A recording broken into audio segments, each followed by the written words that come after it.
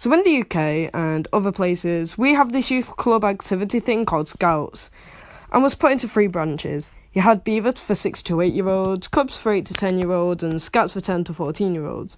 There was another thing called Explore Scouts, but I've quit already, so I don't have any stories for that. Anyway, here's my stories.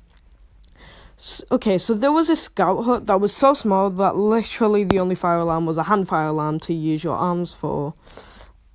So pretty much it was a bell. But literally it was so loud that if you put it in the middle of like a theatre, you would hear it from the other side. So it definitely gave me a shock.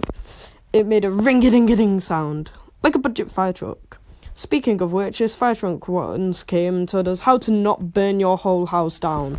Like, literally. I think it was like a badge thing or something. I don't remember. Oh yeah, and this one time we used this air blower thing to make a huge plume of fire that went like 5 feet in the air. My dad actually made it hit the roof of the building. So much about that fire safety demo. We also played dodgeball, but I never got to be a part of the cool kid group, so I was put with the weebs that nobody really wanted to be friends with. I think there were a few kids from my school there. I don't really remember. I'm not a fan of dodgeball. Probably because I lost all the games. Okay, so once we made this painting of poppies for Remembrance Sunday, which I played no part in that. Oh yeah, and we had to do a parade and go to church. They're probably the main reasons why I stopped. I don't like marching around my town whilst people took photos of my ugly 9-year-old face.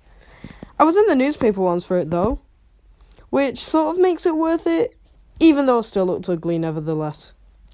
Well, at least I could say that I had a nice time.